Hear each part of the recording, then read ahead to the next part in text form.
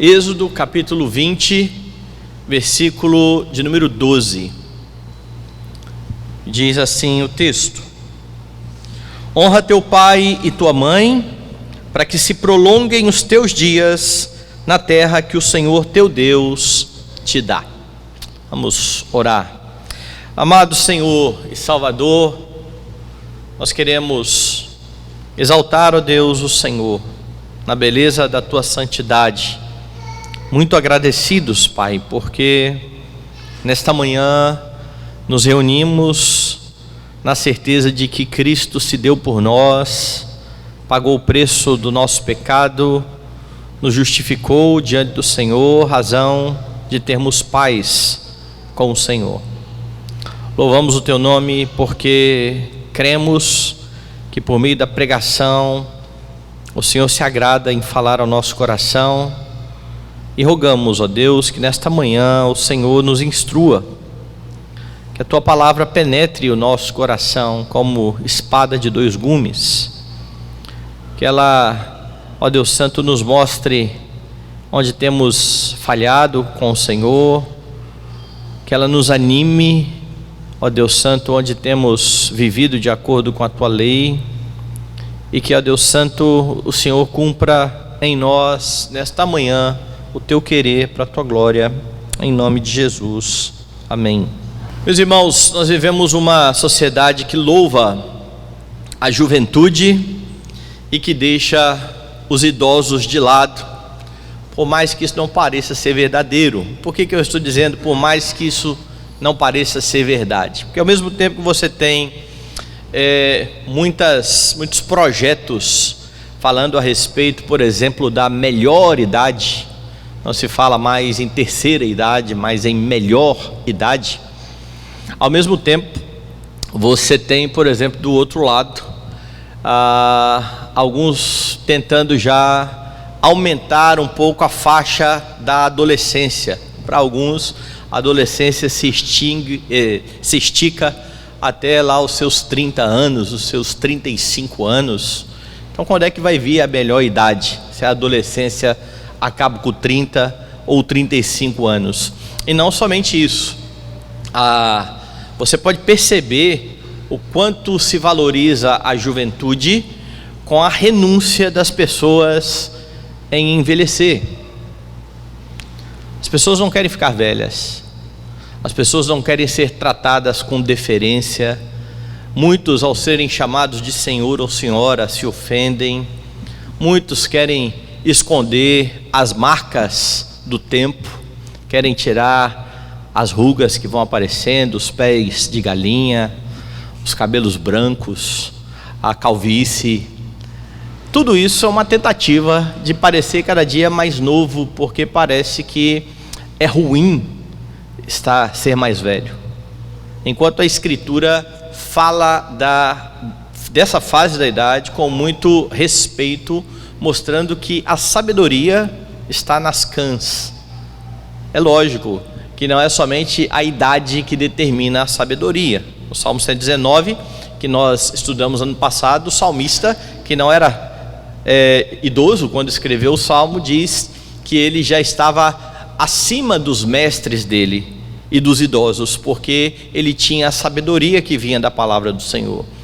Mas se você juntar a sabedoria da palavra do Senhor com os anos de vida, então você vai ter, de fato, os anciãos. Não é à toa que a igreja, ela é governada por anciãos. Presbíteros são anciãos, ou deveriam ser anciãos. São experimentados na fé, eles não são neófitos. Não é difícil você presenciar na nossa sociedade crianças fazendo chacota de mais velhos, e essa mesma sociedade que não respeita os idosos é a sociedade também que não tem respeito às autoridades. E nós vivemos em meio a tudo isso. A igreja está em meio a tudo isso, e a igreja precisa saber como se portar. A igreja não precisa ficar imaginando, porque Deus orientou o seu povo. Lembre aqui que Deus está tirando um povo da escravidão com aquela promessa lá de Abraão de levar esse povo para uma nova terra e de fazer deste povo uma grande nação. E agora Deus, antes de transformar esse povo numa nação, está dando as suas leis, como este povo deveria viver nessa nova terra. E o quinto mandamento, então, tem muito a nos instruir, tanto a respeito da questão da idade, quanto da relação com as autoridades. O que ensina este quinto mandamento? Quando você olha para o mandamento, e eu vou ler de novo: honra teu pai e tua mãe, para que se prolonguem os teus dias na terra que o Senhor teu Deus te dá. Fica bem clara a mensagem primeira do texto. A ordem é para que se honre os progenitores, para que se honrem os pais. Essa é a primeira lição do quinto mandamento. O Senhor estava orientando Israel a cuidar dos seus pais, respeitando e honrando os seus pais. E a observância deste mandamento, ela é tão séria que Moisés, quando orienta lá no deserto o povo sobre o que iria acontecer depois que este povo atravessasse o Jordão e então tomasse posse da terra, ele vai pronunciar bênçãos e maldições sobre os transgressores do pacto. E dentre as maldições, lá em Deuteronômio 27:16, diz assim: maldito aquele que desprezar seu pai e sua mãe. E então depois vem a convocação, e todo o povo precisa dizer amém.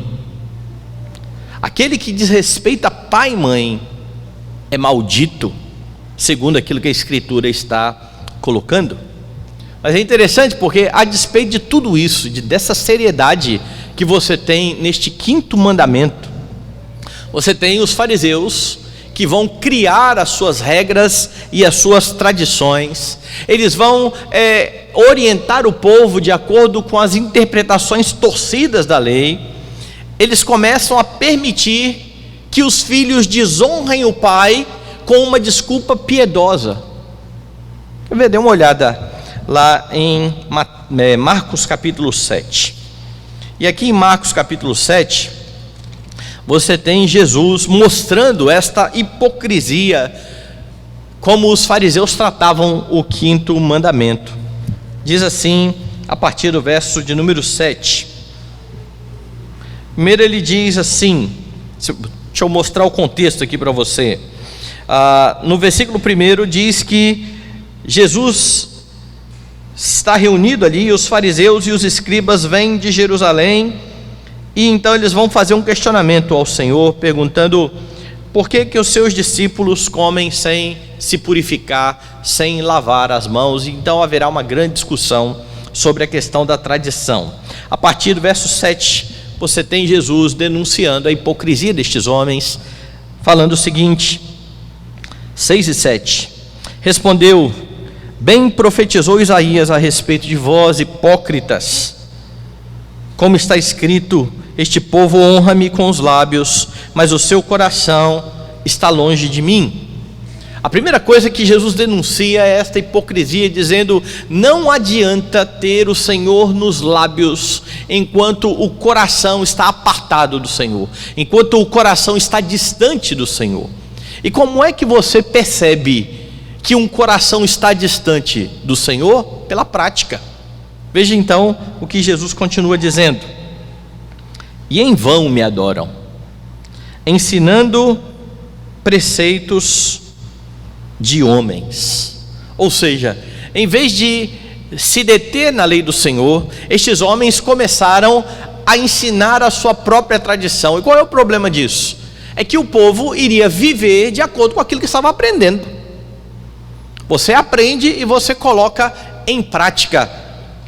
Jesus denuncia a prática, veja lá: negligenciando o mandamento de Deus, guardais a tradição dos homens. E disse-lhes ainda, jeitosamente, perceba a palavra que Jesus usa aqui, jeitosamente rejeitais o preceito de Deus para guardardes a vossa própria tradição. Vocês deram um jeitinho de fazer isso parecer correto, rejeitar a lei e fazer o que vocês bem entendem. E Jesus dá um exemplo disso usando o 5º mandamento. Veja lá: pois Moisés disse: honra teu pai e tua mãe, e quem maldisser seu pai ou sua mãe seja punido de morte. A lei de Moisés é bem categórica. Os pais precisam ser honrados e a maldição da lei está aqui: quem desrespeita pai e mãe é morto.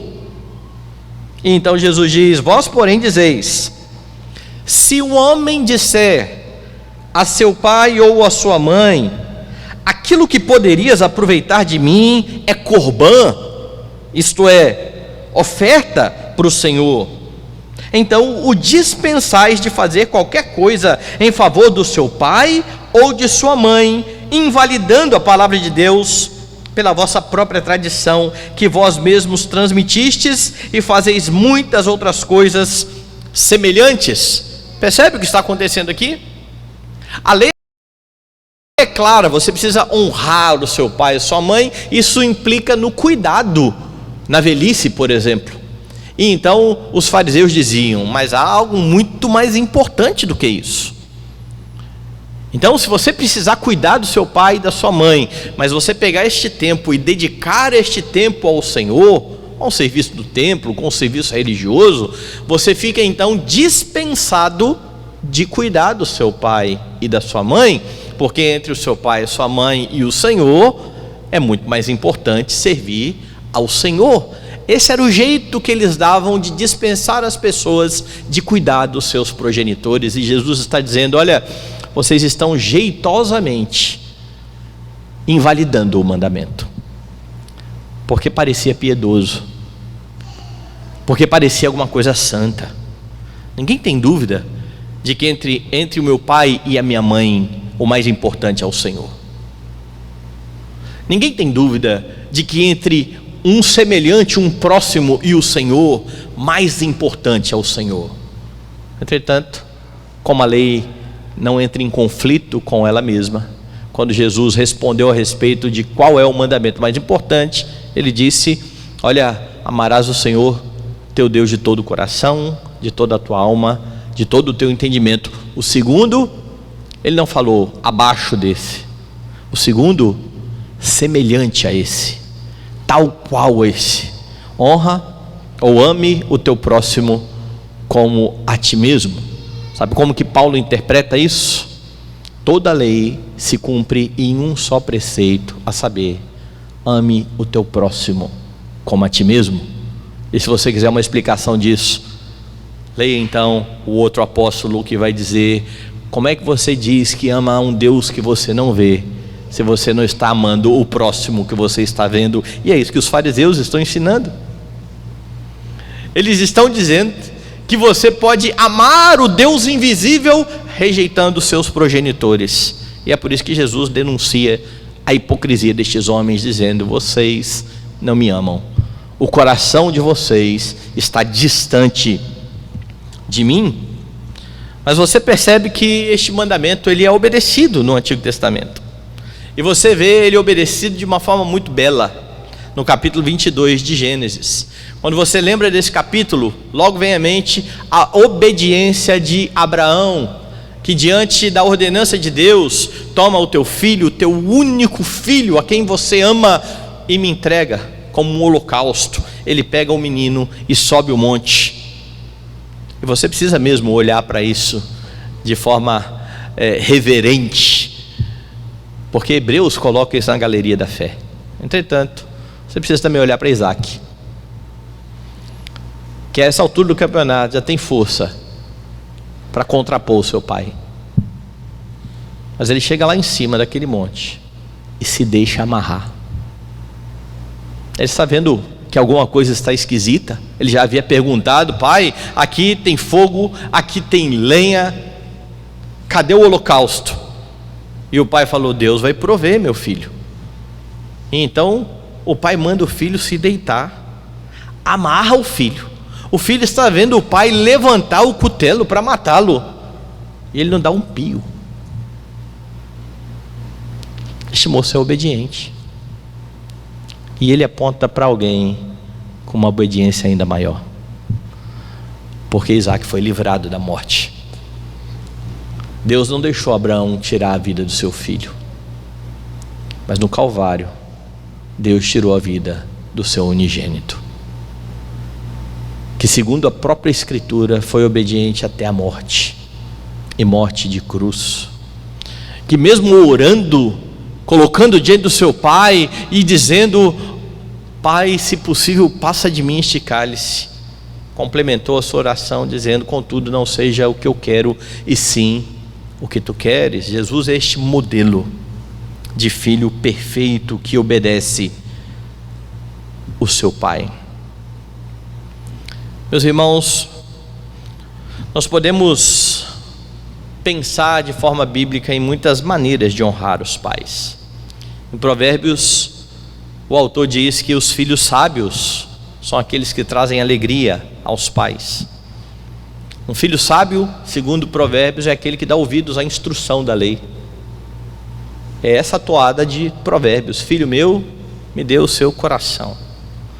O seu coração precisa abraçar a sabedoria, e então isso traria alegria e honra aos pais. Logo, quando os filhos de crentes estão rejeitando o ensino da palavra por parte dos seus pais, eles não estão honrando os seus pais.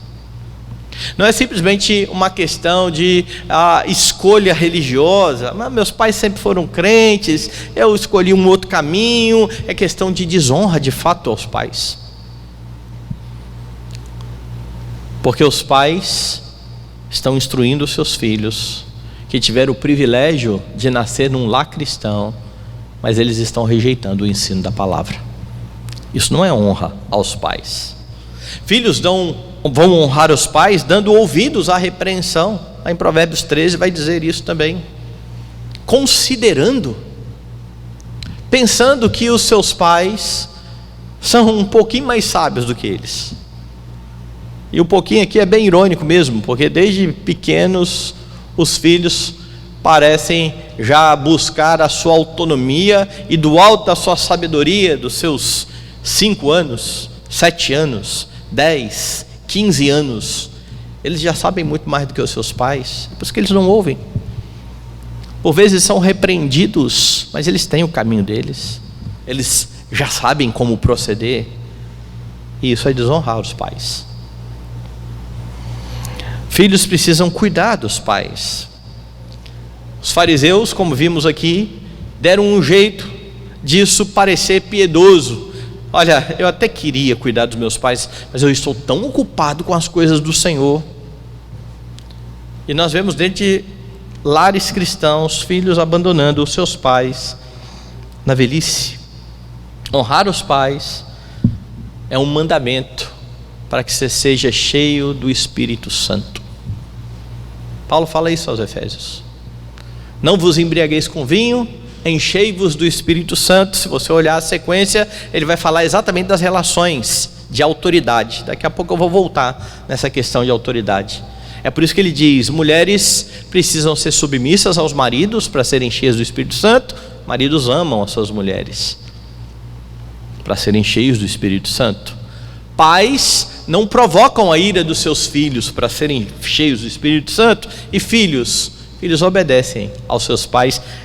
E Paulo repete exatamente este mandamento, o 5º mandamento: honra teu pai e tua mãe, para que se prolongue os dias na terra.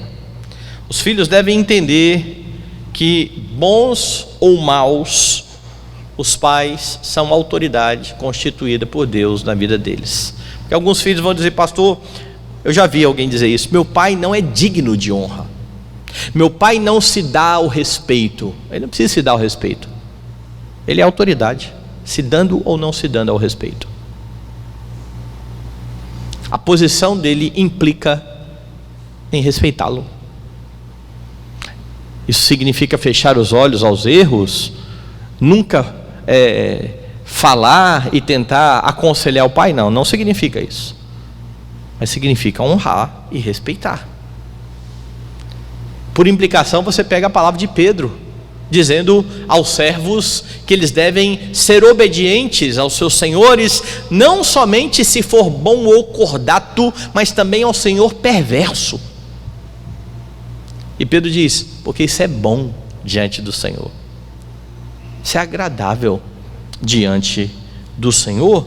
A única justificativa para a desobediência aos pais é quando os pais dão uma ordem que conflita com aquilo que o Senhor ordena na sua palavra.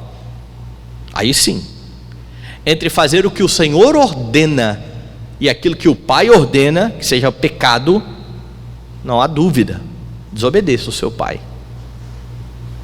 Mas se o seu pai não estiver mandando você pecar, submeta-se, honre. E é claro que você sabe que esta obediência aos pais, ela cessa quando você forma uma outra família. Aí, se você é mulher, você se submeterá ao seu marido. Se você é homem, você será o cabeça do seu lar. Você não deve mais obediência aos seus pais, mas você continua devendo honra.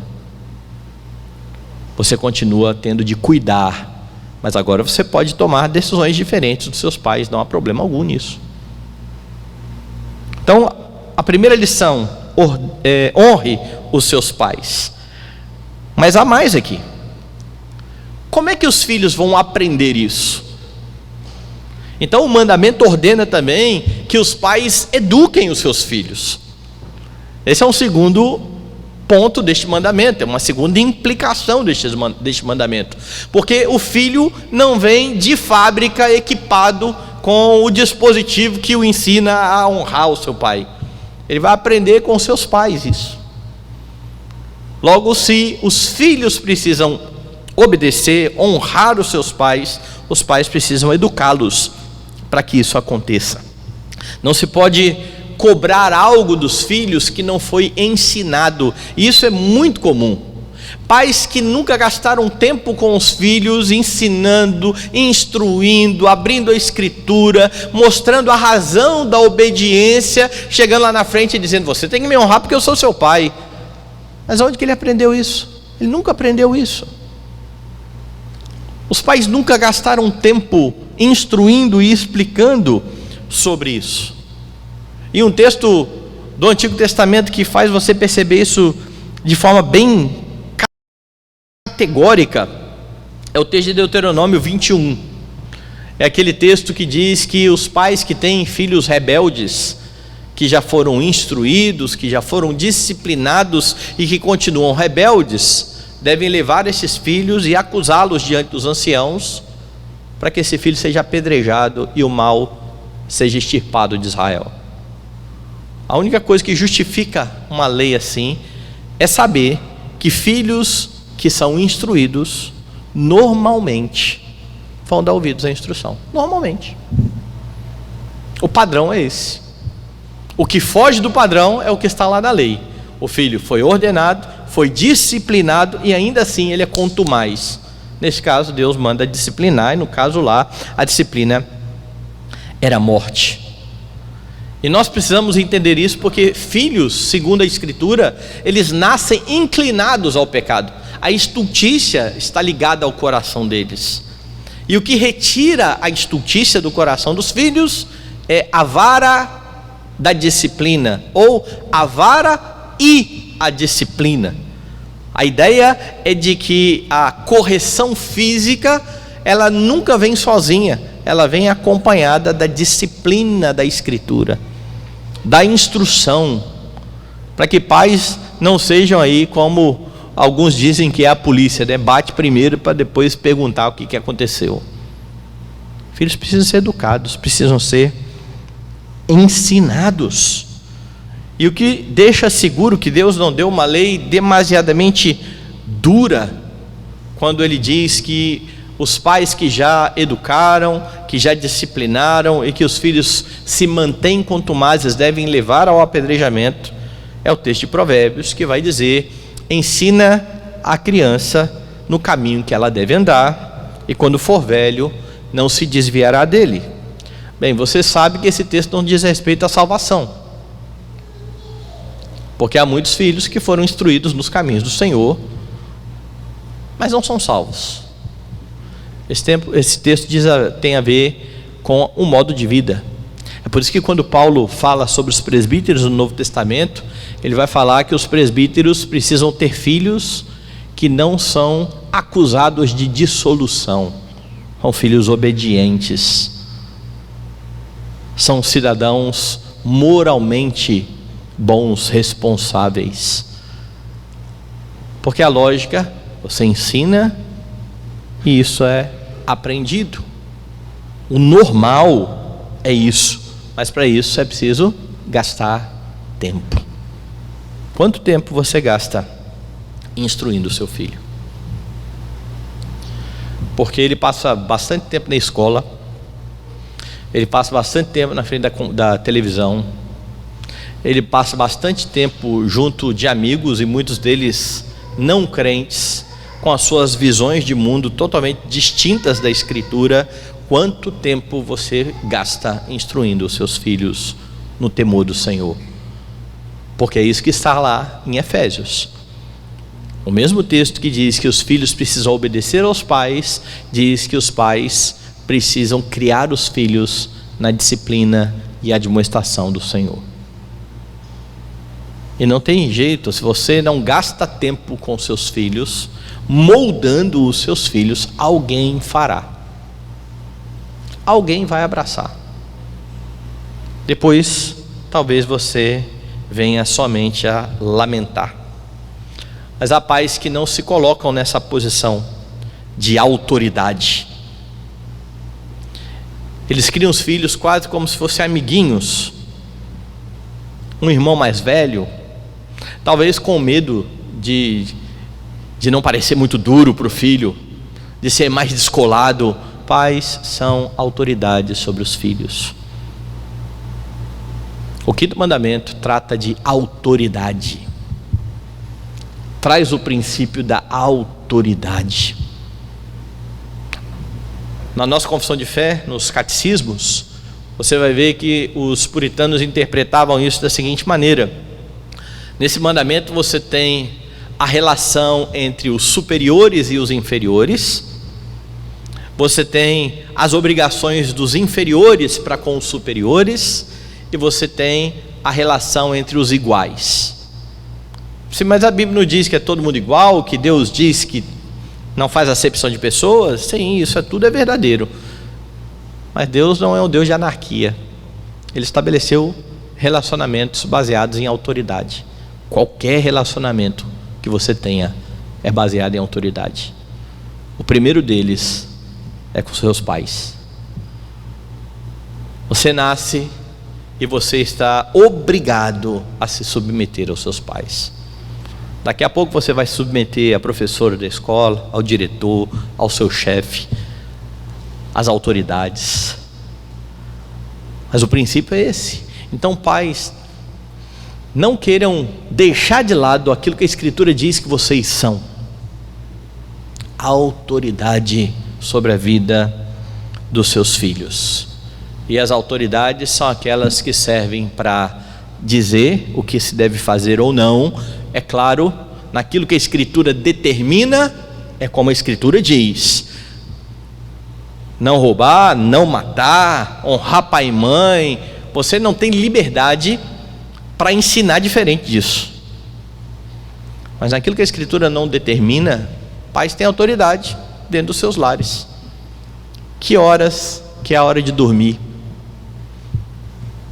Que horas é a hora do almoço? Quanto que cada um, com que cada um contribui dentro do lar? A Bíblia não fala diretamente destas coisas, certo? Mas os pais podem falar: não, aqui em casa todo mundo vai deitar às 10 horas da noite. Uma moça me procurou uma vez e falou assim: pastor, eu já tenho 22 anos, estou quase me formando. O senhor acha justo a minha mãe dizer que eu tenho que chegar em casa às 11 horas? Eu sou maior de idade. O senhor acha isso justo? E eu olhei para ela e falei assim: deixa eu te fazer uma pergunta, que não tem nada, parece não ter muito a ver com isso não, mas o apartamento que vocês moram é de vocês mesmo? É casa própria? Sim. Falei, a escritura está no nome de quem? Da minha mãe. Falei, é dela o apartamento? É dela. Então a lei é dela. Ela falou para chegar às 11 horas, chega às 10h30 para não ter problema. Vai que dá no caminho algum problema, fura o pneu do carro de quem está te trazendo. Saia mais cedo, chegue às 11 horas. Ou arrume uma casa para você, faça a sua lei. É simples. Pais podem determinar isso? Podem. A casa é deles. Eles são autoridade para isso. Então filhos vão pecar quando eles desrespeitarem essa ordenança. O pecado não é chegar 11h30 simplesmente. O pecado é desobedecer os pais, porque a Bíblia não fala de horário, mas a Bíblia fala de obediência. Então nestas relações os pais têm autoridade e eles vão regular a sua casa segundo uma série de questões: gostos, normas, a lei natural, a percepção de onde eles moram. É muito perigoso chegar tarde aqui onde a gente mora, nesse bairro, você não vai chegar tarde. São opções. E filhos se submetem, não negociem isso.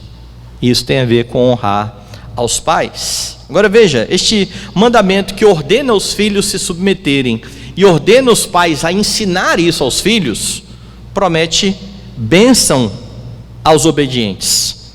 O quinto mandamento é o único mandamento que vem com uma promessa embutida. Veja lá: honra teu pai e tua mãe, para que te prolonguem os dias na terra que o Senhor teu Deus te dá. O povo está indo para essa nova terra. Os seus dias serão prolongados na terra que o Senhor teu Deus te dá. Os israelitas tinham diante de si a terra prometida, uma terra que mana leite e mel. E então o mandamento fala da longevidade àqueles que são obedientes. De forma curiosa, abra aí a sua Bíblia na carta aos Efésios. Quando Paulo cita esse mandamento lá no capítulo 6, ele diz assim: filhos, obedecei vossos pais no Senhor, pois isto é justo. Honra teu pai e tua mãe. Então ele lembra que é o primeiro mandamento com promessa, para que te vá bem e sejas de longa vida sobre a terra. Mas ele não diz sobre a terra que o Senhor teu Deus te dá, aquela lá prometida de Israel. Ele aplica de forma geral agora o mandamento, mostrando que apesar de nós não termos uma terra física para onde estamos indo, o Brasil não é a terra prometida. O Brasil, já disse, não é a nação cujo Deus é o Senhor. O mandamento e o princípio continua válido em geral. E à luz da eternidade, os seus dias nunca se findarão. Os dias daqueles que se submetem à lei porque estão em Cristo, eles não têm fim, porque Cristo deu a nós vida eterna. Então a promessa, ela continua válida, e o Senhor, conforme a sua graça, concede a vida eterna e também concede muitas vezes longevidade aos obedientes. Então vem uma promessa embutida, mas há um pouco mais, há uma implicação que eu já deixei clara aqui, mas que eu quero me deter um pouco mais nela. Apesar do mandamento estar falando diretamente dos pais, como eu disse, este é um mandamento que trata do princípio da autoridade. Logo, o quinto mandamento ensina ou implica na sua relação com qualquer pessoa que esteja acima de você, de forma hierárquica nas suas relações da vida. Veja só, como eu disse, além dos pais, que são a primeira autoridade que o Senhor coloca sobre os homens, durante toda a vida, nós estaremos sujeitos à autoridade. Quando você se torna membro da igreja, você está sujeito à autoridade dos pastores que o Senhor colocou na igreja. Quando você vai para a escola, tem diretor, professor, coordenador, pedagogo. Quando você vai trabalhar, você tem uma série de pessoas acima de você. Pode ser que você também esteja acima de muitas pessoas nessa relação. E é por isso que no mandamento você tem princípio tanto para os chamados superiores, ou seja, para quem é autoridade, para quem lidera, quanto para os inferiores ou para os que são liderados, para aqueles que estão submetidos a alguém, além da relação dos iguais, de todos aqueles que estão debaixo de autoridade. E é esse princípio que tem na mente de Paulo, por exemplo, quando ele escreve em Romanos 13: todo homem esteja sujeito às autoridades superiores, porque não há autoridade que não proceda de Deus, e as autoridades que existem foram por ele instituídas. No mesmo contexto vem a ordem: pagai a todos o que lhe é devido, a quem tributo, tributo, a quem imposto, imposto, a quem respeito, respeito, a quem honra, honra. Quando Pedro fala disso, ele diz: tratai todos com honra, amai os irmãos, temei a Deus, honrai o rei. Todos os apóstolos estão seguindo o mesmo princípio que tem a ver com a autoridade. E como eu já disse aqui, quando Pedro fala aos servos, ele diz: não é se você tiver senhor que é um senhor bom, é se você também tiver um senhor perverso, porque isso é grato diante de Deus. Isso tem a ver também com o presidente novo do Brasil, que nós não queríamos. Tem, mesmo com fraude. Adivinha quem era o imperador aqui na época? Possivelmente o imperador na época de Paulo era Nero. Sabe quem é Nero, né? Nero é aquele que coloca fogo em Roma, coloca a culpa nos cristãos. Nero é um dos responsáveis pela perseguição. Quando Pedro escreve, a igreja está debaixo de grande problema de perseguição. Perseguição vinda também das autoridades. E eles são convocados à igreja a honrar essas autoridades. Porque, meus irmãos, se nós cremos de fato na soberania de Deus, como nós dizemos crer, Deus coloca governantes com um processo totalmente justo e sério. Deus coloca governantes mesmo com um processo viciado. E aqui eu não estou dizendo que o processo foi sério ou viciado, eu nem quero entrar nesse mérito. Cada um tem a sua opinião aí na sua mente. Se você acha que o processo foi bom, foi correto, ok. Se você acha que foi horrível, foi errado, foi roubado, ok. Temos autoridade. Como é que nós lidamos com a autoridade? Nós oramos pelo presidente, oramos por aqueles que estão na corte, a despeito de todos os desmandos, porque parece que nós confiamos na justiça aqui humana, mas não cremos que Deus pode mover corações, enquanto a Escritura diz que Deus inclina o coração do rei para onde Ele quer. O coração do rei, a Escritura diz, está nas mãos do Senhor. A igreja é a responsável por orar pelas autoridades. Não quero dizer com isso que nós fechamos os olhos aos desmandos, aos erros, a roubalheira. Não. Só que se nós mantemos os olhos abertos para ver tudo que está errado, mas não oramos pelas autoridades, nós não estamos quebrando o mandamento. Porque há a implicação de orar pelos superiores, por aqueles que estão investidos de autoridade, que afinal de contas a Escritura diz: não existe autoridade que não proceda de Deus. Esses próximos 4 anos serão muito complicados no sentido de provação para os crentes,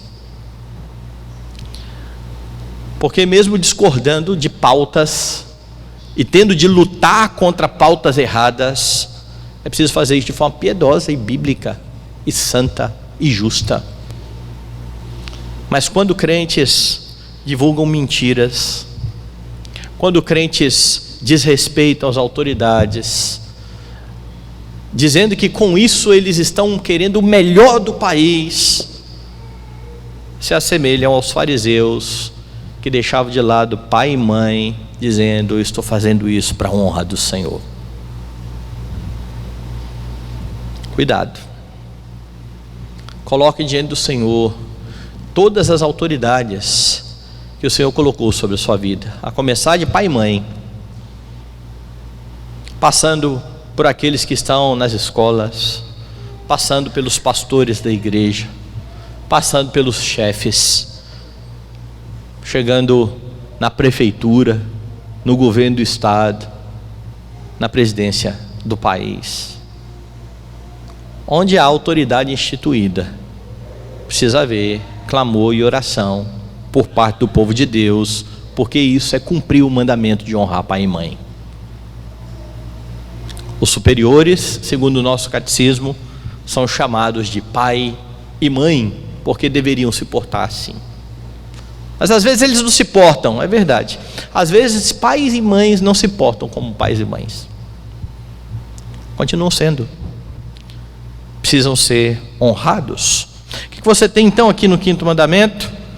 A ordem para honrar os pais, a ordem para a educação dos filhos, a promessa aos obedientes e a implicação com o relacionamento entre os superiores. E você vai ver isso tudo em Jesus Cristo. Você já imaginou que o Rei de toda a glória, estou falando de mim e de você, estou falando do Rei de toda a glória, deixou a sua glória e se fez um bebê que dependia de Maria para amamentá-lo. Aquele que sustenta todas as coisas precisou da mãozinha do pai e da mãe para não cair enquanto estava aprendendo a andar. Aquele que criou todas as coisas pela palavra do seu poder, teve que aprender a falar. Honrou os seus pais, tratou-os com dignidade, cuidou até o fim. Na cruz, o Senhor Jesus olha para sua mãe e olha para João e diz: eis aí a sua mãe. O que ele está dizendo é: cuide dela. Enquanto ele está dando a sua vida para a redenção da igreja, ele honra a sua mãe. Mas não só isso, ele se sujeitou às autoridades eclesiásticas. Jesus foi circuncidado. Mesmo João Batista sendo um profeta chamado para pregar no deserto, Jesus se submete ao seu batismo. E com João Batista dizendo: mas eu é que preciso ser batizado, é preciso que se cumpra toda a lei. E ele então é purificado ali por João Batista, é ungido na verdade, né? Ele não precisa de purificação. O grande governante de todo o universo está diante de um rei comum que diz: eu tenho autoridade para te matar ou para te soltar. E Jesus reconhece isso. Nenhuma autoridade teria se do alto não fosse dado. E ele está submisso, e ele é obediente, e ele vai à morte como uma ovelha muda ao matadouro. Meus irmãos, se Cristo Jesus, o Rei de toda a glória, ao se fazer homem, cumpre de forma perfeita esse mandamento, o que vai impedir a mim e a você, que fomos libertados do pecado, que temos o Espírito Santo de Deus, de nos sujeitar às autoridades? A única coisa que vai nos impedir de fazer isso é o orgulho do coração, contra o qual nós precisamos lutar diariamente. E não lutamos sozinhos, lutamos na força e no poder desse que deixou sua glória, que se fez homem, que assumiu a forma de servo e que foi obediente até a morte, e morte de cruz. Que vivamos assim para a glória dele. Vamos orar.